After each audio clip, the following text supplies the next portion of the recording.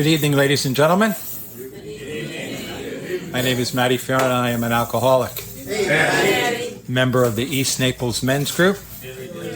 We meet Monday nights at 6 o'clock for our beginners meeting and 7:30 for our home group meeting. I'm also a lifetime member of the Belfort Clearview Group, which meets also on a Tuesday night like this night in Middletown, New Jersey. And welcome back to the world-famous 12-step house of Fort Lauderdale, Florida. Thank you, Pete. And here we are. We've been doing this every other couple weeks, not to embarrass you. We did the 30 days. If you've been coming these last 8-9 weeks and you have under a year sobriety, kindly raise your hand if you care to. All right, pretty cool. So here we are. Normally, like I always try to do, we'll do a little bit of a recap, and it's nice and quick. So, you're broken, you're battered, you're bleeding, you come through the door if you're lucky. And when you call in, these things will happen to you. Steps 1, 2, and 3, you stop the bleeding. Your life starts to get a little bit better. Step 4 and 5, you go upstairs, they start to work on, you get to learn a little bit about yourself. 4 and 5. Steps 6 and 7, you're now repairing some of your defects of character. And you're now forming a relationship with God. And then steps 8 and 9 is the repair. You're repairing the damage done in the past, current, and future. It's the repairing that you're done of all the persons that you were hurt, step 8 and 9. So you stop the bleeding, you'll learn about yourself, you'll learn about your God, and you start doing the repair. And if you'll indulge me, I'm just going to semi-reluctantly, I'm going to dip my toe back into the devil's water on just a couple more things on step 9. Because it was brought to my attention that even though I got an A, I didn't get an A plus or an A minus, I got an A for my 9th step work last week on the thoroughness of what I know in the books. But some people who I really care about and love and are friends thought I could have done a little bit more on my personal experience on step 9, which I was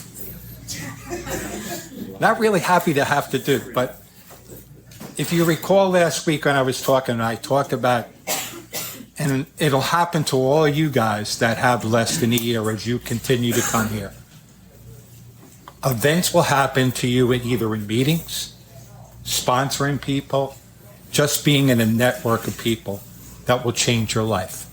They'll earmark you in certain ways. And I shared with you guys last week when I left New York to go to New Jersey, when I was finished with Ronnie Schreiber, my sponsor, we did the first 9 together. And I went to this place called The Loft upstairs in Seabright, New Jersey. And it was the Little Red Book meeting, if you recall.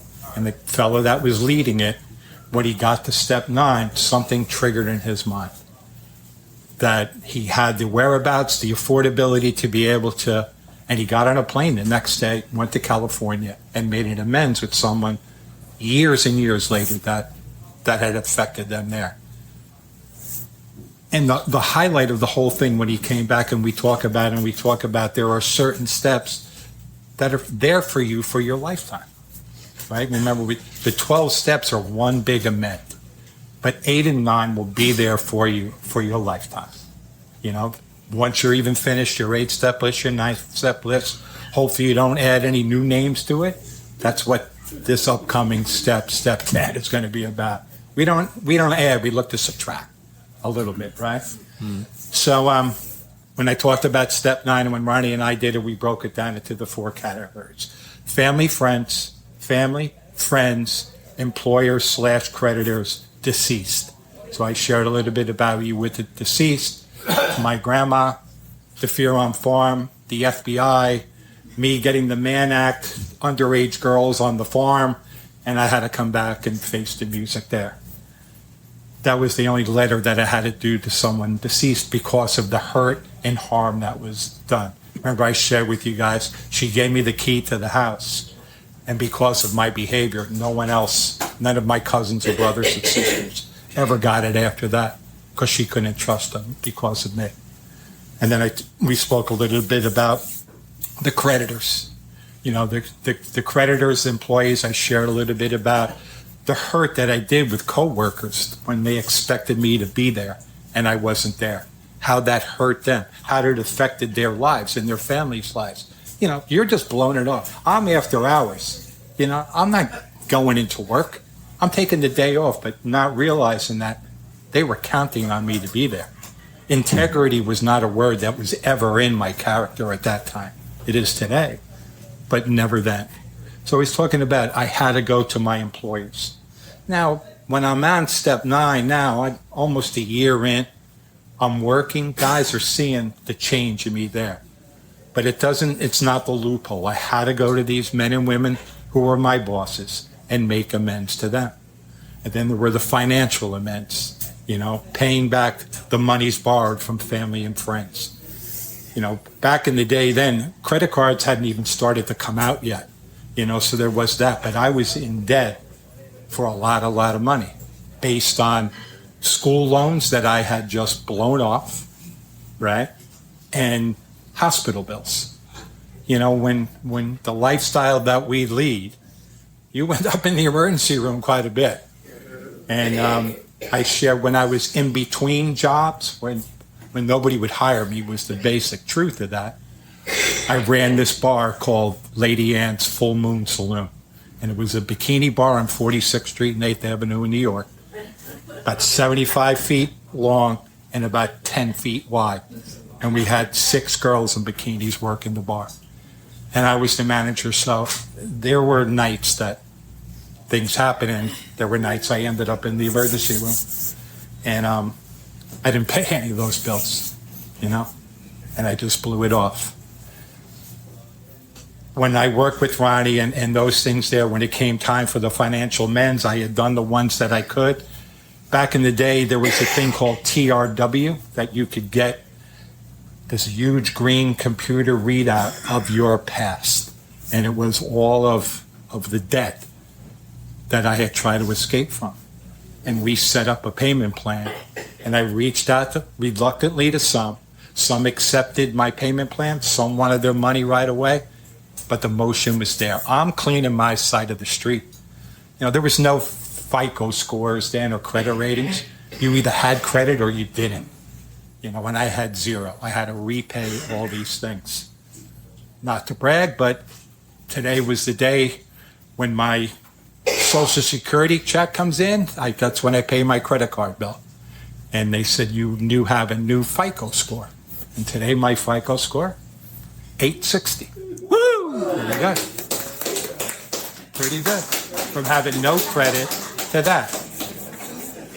So, that made me feel good for about 30 seconds.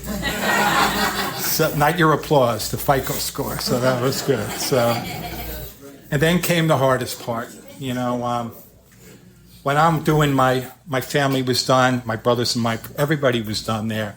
But it was the column from my 4th step on my sex conduct to women who I had hurt. And in sharing these things these last week or 10 days, things have opened up in my eyes on certain things that I should have done or could have done better. And as time goes on, and here's what happened, and it's when I work with newer guys, especially younger guys, you know, when I'm doing my 9th step with Ron, 4 years into my marriage, it's a blended family. We have 4 little kids. I'm newly sober, and we went over the sex conduct and of all the women that were on it. And thankfully, with good guidance and sponsorship, you know, the ego maniac of me, you know, the whole craving of that. Well, that was going to be my first amends, looking up these women to do this. My motives might not have been the best. And then, like we do with a lot of guys, we said, put a pin in that. You know, Stevie B says it the best with his sponsor, you know, said, the best amends that you could ever make to these women is don't contact them at all. You do other things for these women. And you start to learn. So when these things I started, and I went and reviewed, I don't have my 4-step list anymore from 36 years ago. But I could remember those things. And there were three cases of three, and I'm in my 20s, right? Of three women who, one I met in California, one I met from Pennsylvania, and one was from Oregon. And they ended up moving into the 3 different places I was living at the time. And I promised them everything to attain that selfish relationship that a lot of alcoholic men did. I had no regard for their feelings, only mine. There was, as I share with you guys, there was nothing more important than for me. And I was a bar drinker, you know, and I'm not talking about casual dates. I had 16 years of being single before I got married. And there were relationships and a lot of dates and stuff like that. I'm talking about the hurt. And these 3 women I hurt.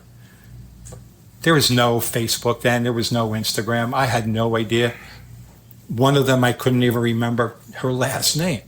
You know, it was things like it. But they moved cross country, you know, telling their family. And then I started to realize, man, the hurt that I inflicted on these women. But I don't want to say caveat, but here's the lesson that I want to give to you guys, especially the men, younger men, older men, whatever your thing is, about what integrity and respect is and how you should treat women. I'm not giving an example. I'm not doing that. I can only share what's worked for me. So I don't know how to contact these women, and I don't know if I ever want to. It's almost 50 years later. But the reality of it and the pain and the hurt that I gave it this past week was fresh in my mind. And I felt it, and I knew I had to do something. So on prayer and meditation, I may discuss it further, but it was pointed at from an idea that was given to me of the man who I am today. I had 4 children. I raised 2 daughters. I have 11 grandchildren. I have 6 granddaughters. The 20-something-year-old self-centered alcoholic, not a nice guy, not a good man in some cases, is no longer there. He's dead. He's gone. My amends, I'm hoping, to these women, that wherever they are, is the example that I try to give to my sons and to my grandsons on what it's to be a man of worth. I share with you guys, I do a Matt Talbot retreat twice a year, and we have a retreat house in Deal, New Jersey. We have a spaghetti dinner about 6 times a year. And I share with you guys one of the nuns that joined us. She gave the opening prayer, and she said, look around, men. You are men of worth. You know, and that was something back in the day that I wasn't. So that's going to be it was on my mind. There's proper ways of doing the 9th step when you follow the clear-cut directions that we spoke about last week. But why I'm emphasizing this tonight, because it's fresh in my mind and in my heart and in my soul, that it's a lifetime thing. So be thorough when you're doing it. We shared last week, it's the key step to make sure that you have good sponsorship, that you don't go off with the wrong motives. That hopefully will end my uneasy dissertation on step 9. So here we go to step 10. Maybe. All right. So we know it's, first of all, let's start off on this glorious day today. And who wants to be the first to tell me why it's a glorious day? Not you. Thank you. 90 years. Pat might have a difference of opinion, but we use June June 10th today, 90 years ago, Bill and Bob. If you don't know, there they are there. And Tim, congratulations. I'm Tim's sponsor. Tim's been he's halfway through. His promises are going to start to come. He's halfway through his 9th step, working through it. It's great to see. That's how, trust 6 words. Trust God, clean house, help others, right? So here we are for step 10. I'm accepting 4 answers for the principle of step 10. Go ahead. Who wants to shout out any of them? Perseverance. Good, Paul. Discipline. Excellent. Whoever said that. Very good. I'm also taking perseverance, willingness, discipline, and persistence. I've used discipline for step 10 because I needed continue to take personal inventory, and when we are wrong, promptly admitted it. That's you. After that step 9, recount and recall. If you read Emmett Fox today, knowing that I was going to mention that today, I've been thinking about it for a week. I needed some boost, and I got it this morning from Emmett about happiness remember we said, happiness is a byproduct of our recovery. Happiness is fleeting. A great golf shot, your kids do well in school, these things here, it's fleeting. Joy is eternal. And today's Emmett was great because from his happiness that he described, I found joy, knowing that I was going to be uncomfortable finishing that parts that I had left out with a number of days of sobriety. So here it is, June 10th, Founders Day. Here's Emmett Fox. Can happiness be found? Volumes have been written on the secret of happiness, but I like the simple old story that has been told so often. In the old days, there was a king, and that's one of the reasons why this golf shirt, King of Spades, came out today. See, I always have a little plan. There was a king. There was a king who was so miserable and unhappy that he called together all of his soothsayers, magicians, and other court advisors to find the remedy. They tried all sorts of methods to rouse the king out of his deep, deep despair, but alas, to no avail. Finally, one of them suggested that a search be made for the happiest man in the kingdom. For it was thought that if the king could put on the man's undershirt, he would become happy too. In due course, the happiest man in the kingdom was found. But, of course, he had never even owned an undershirt. His happiness sprang from within. And then the scripture is from Jeremiah, which says, "And you shall seek me, and you will find me, and when the search for me is with all over, you will find me in your heart." That brought me happiness and joy. So here we are in step 10. Page 151, Pete did an excellent job in our home group last night, and he spoke about, on page 151, the 4 horsemen that come into our life, right? Pete, what are they? Terror, bewilderment, Frustration and despair. I'll help you out, Pete. Those are the 4 horsemen. also on page 6. Thank you. Now, this is going to be Sheldon's time to shine. I also have 4. Those were the 4 horsemen Pete just answered, right? Frustration, despair, so forth and so on. These are my 4 dogs of defects. And what are they, Sheldon? SDRF. Where was I selfish? Where was I dishonest? Where was I resentful? And where was I fearful? Right? I'm a product of the game here, guys. Besides, in spite of sponsorship, he knew all that there. So that's that. Step night. 10 has been, that is my focus. Tonight, Frank is going to be doing a different form of a step 10 that we just discussed. You look at your debt. Would you everything that you're going to have? Who can I have to? Wendy, would you read step 10? Yes, she would. 10. Continue to take personal inventory when we were wrong, promptly admitted it. Excellent.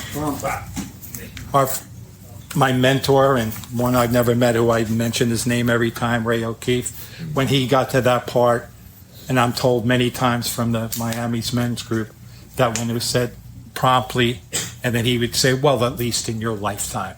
Everybody would laugh, but he knew that it wasn't like that. It had to be done right away. But when I was listening to Ray today, he had said, there's a plaque. And this is, I don't know how many years ago when this recording was done. It was when he was still with Miami Men's North, correct? And he said there was a plaque on the wall that he wrote down and took to heart every day because he would go to meetings every day. And it said, let me get it. I don't want to ever misquote Ray.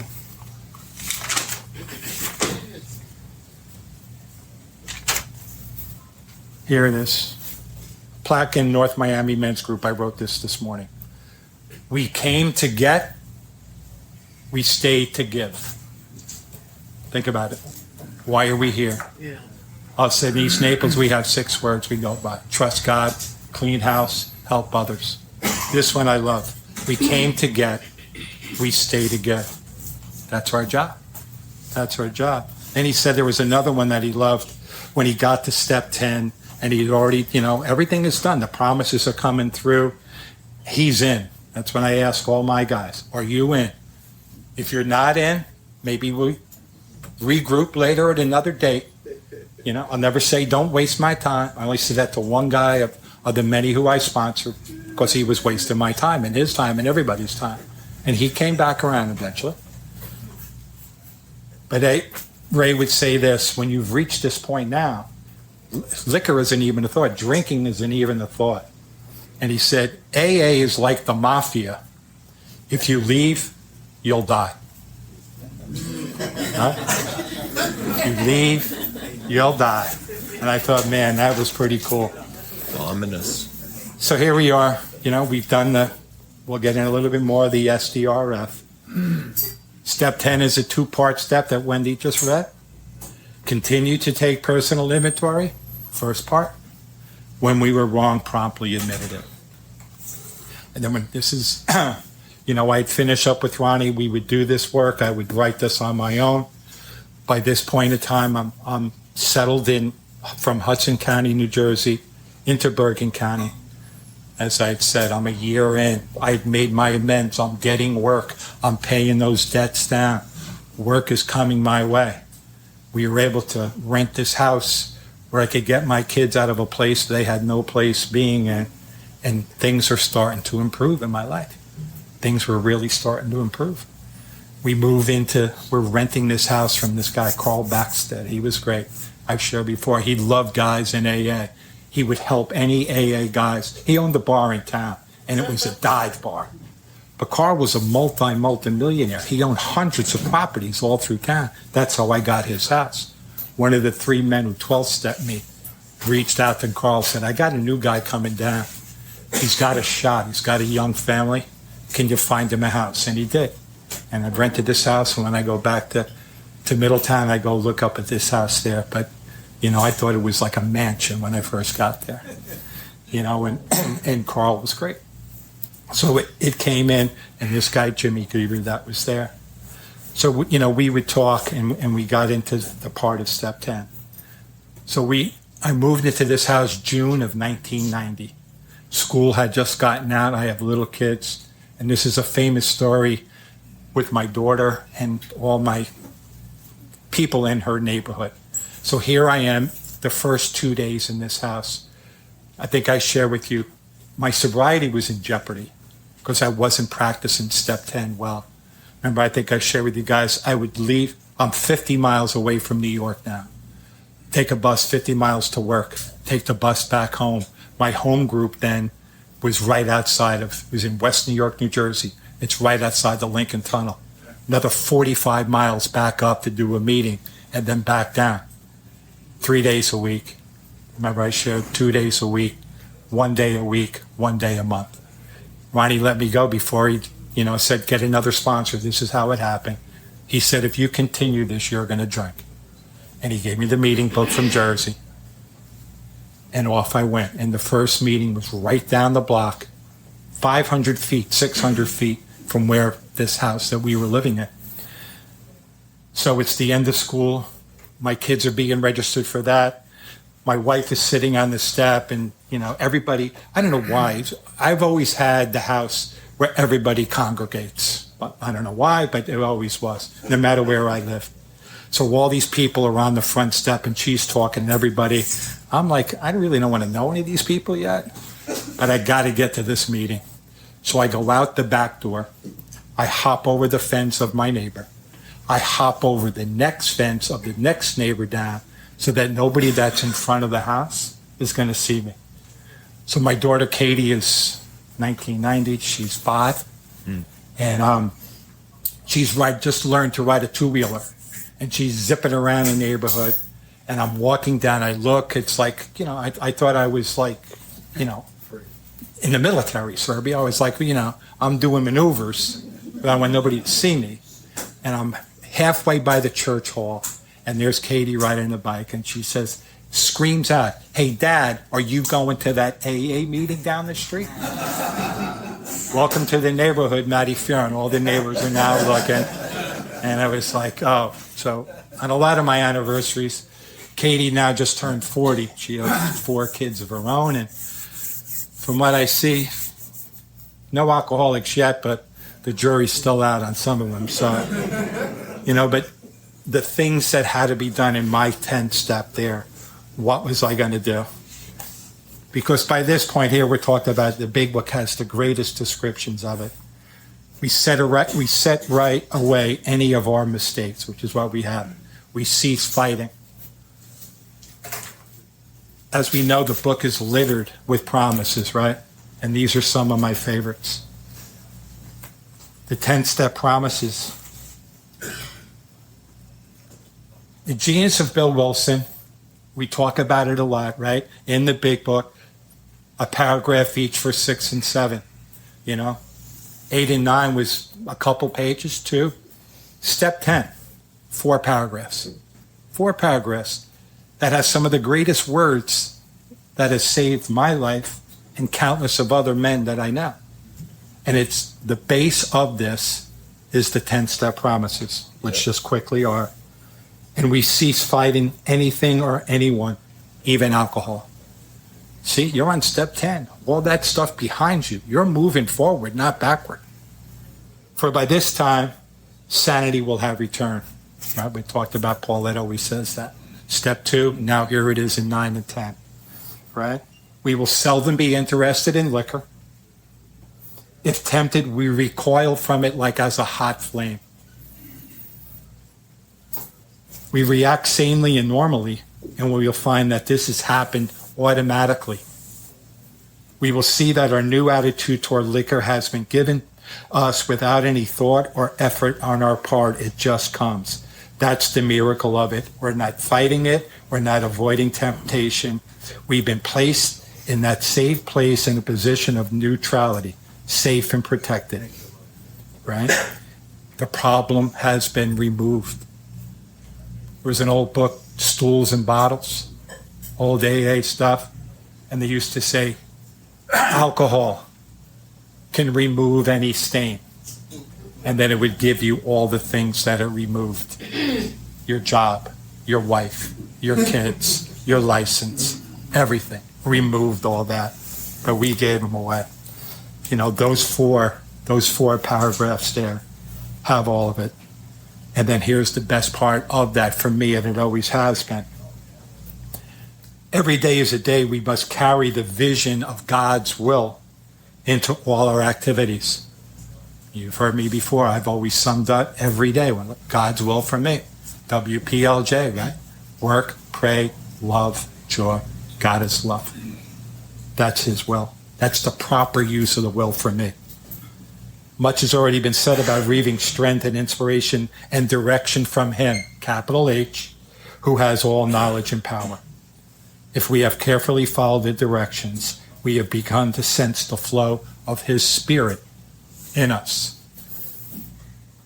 I was going to wait to 12, but I'll do it today because Ray was talking about it today. And he addressed the fact when Bill was sober a number of years and he wrote his letter to Dr. Carl Jung, thanking him for his contribution to Alcoholics Anonymous. Because if it wasn't for him, none of us would be sitting here.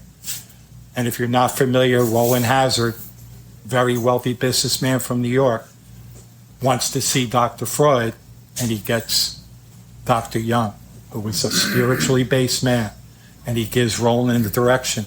Roland finds Ebby, Ebby finds Bill, Bill finds Bob, and here we are, you know?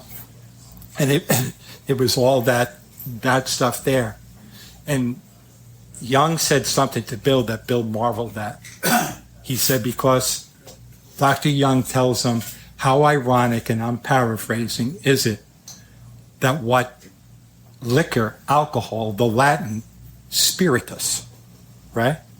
Spiritus. I have a poster that I just put up in my place. One of my sister's friends or my daughter's friends was in Ireland. I don't know where, I think Dunellen, somewhere. And they were walking by and there's this bar liquor store. And my last name is Fearon. And it's an old, quaint, Irish-looking pub liquor store. And it says Fearon's, wines and spirits. And I'm thinking of that spirit. So the spirit that Dr. Jung talks about, the Latin for alcohol and liquor, is the spirit that will save our life. And that's what he says to Bill. How ironic is that?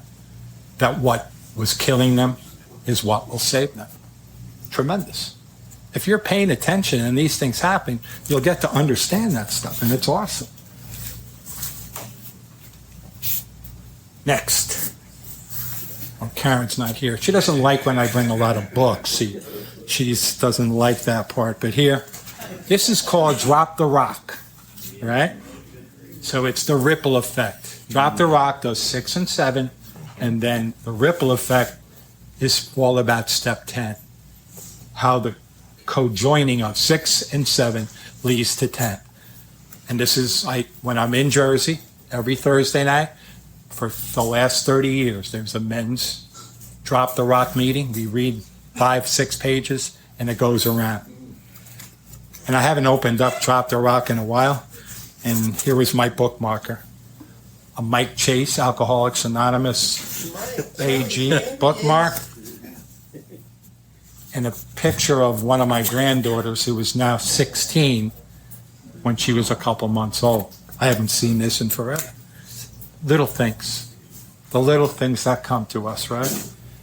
But this was the point that Fred H. had and that I loved about Step 10.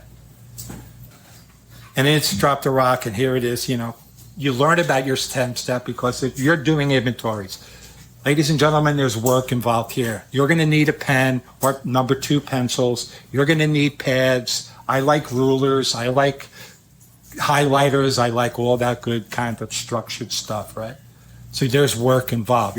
If you just fly by the seat of your pants, you're going to get seat of your pants sobriety, and that leads you right out the door.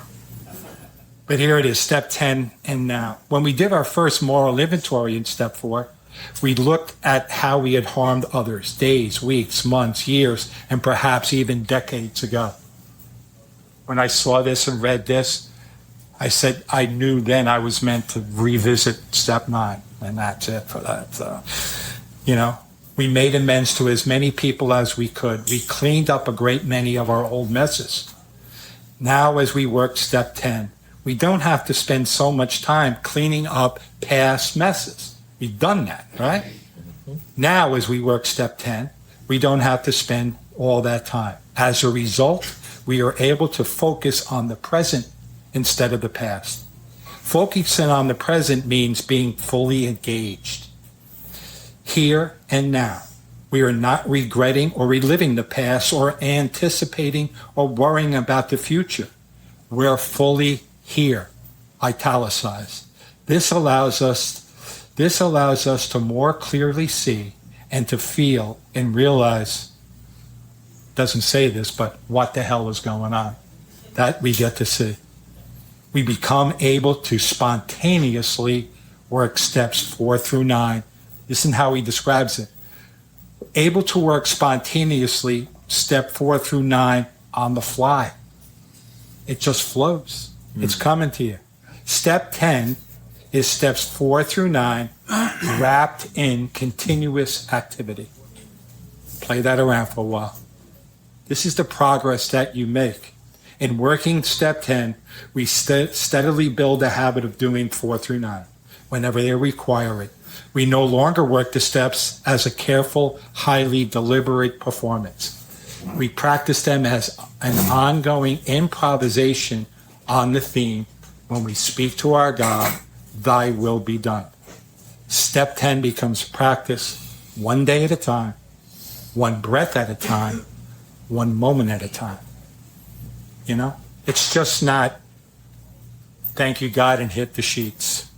For a lot of years, I did that. Thank you, thank you. If you don't know how to pray, that's what you were told. When your eyes open, say thank you. When they close, thank you. Help me get through today without picking up a drink. Thank you, I didn't pick a drink. As your sobriety increases, as your integrity increases, your 10th step will increase if you wanted to. There's work involved, right? There's work involved. Little red book. Awesome.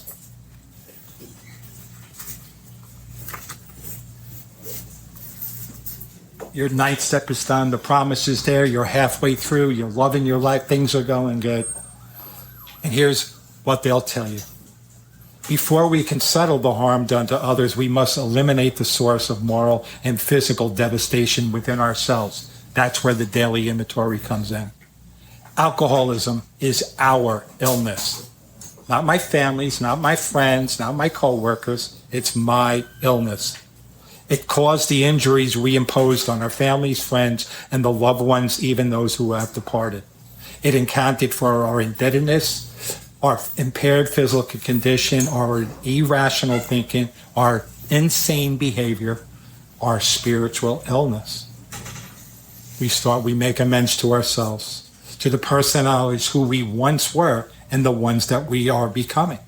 We understand that our sickness illuminated all those defects of character.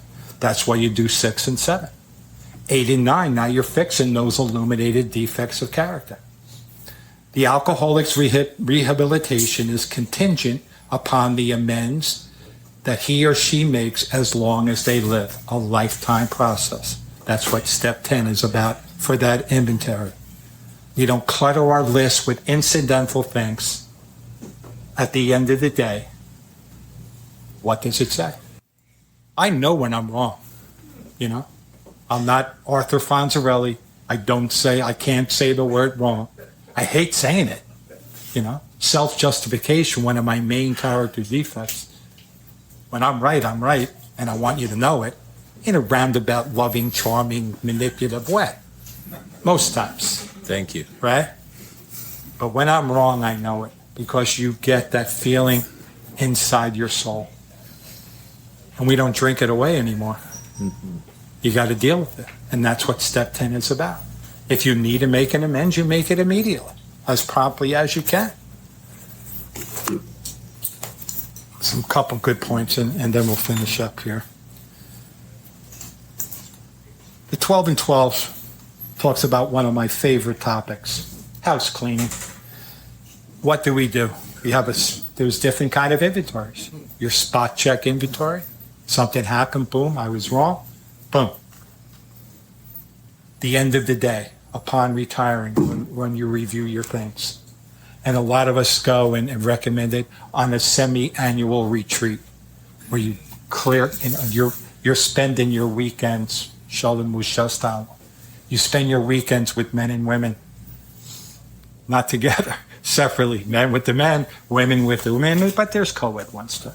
That you're now redoing that because you've fully understood now what the pain and hurt that you have caused others in your past alcoholic life.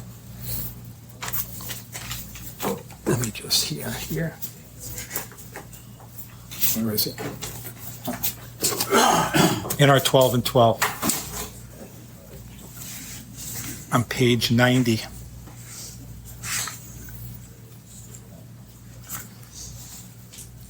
You've probably heard this so many times because it's so true. And if you haven't heard it, think about it and try not to ever forget it. Because the spiritual axiom that every time we are disturbed, no matter what the cause, there's what? What, Thomas? Something wrong with us. Right? That feeling in the pit of your stomach. They did this, they did that. But that feeling when you know that you're wrong, then there's something wrong with you. In all these situations, here's how to fix it. In all these situations, we need self-restraint, an honest analysis of what was involved, a willingness to admit that the fault was mine, and an equal willingness to forgive when the fault came from elsewhere. Yeah? I'm quick to, you hurt me, I hurt you. It's not that way today. It's not that way. If people want to apologize, that's up to them. That's where our slogans come in. Live and let live, let go and let go. If someone does that to me, I have to find a way to let it go. Because if I harbor that resentment, what does Ray call it? The Latin resentio. To feel things over and over and over. So I'm taking my inventory and I'm wrong, but I'm looking for your fault in it. And I play that situation over and over and over. All of a sudden, it's not my fault. It's all your fault, and I feel good. But that's fleeting. That goes anyway. The answer to all my problems is more spiritual development. It comes now time for me at the end of my day when I'm doing this here that I need to face up to the responsibility of my debt. And that's it when you do your review.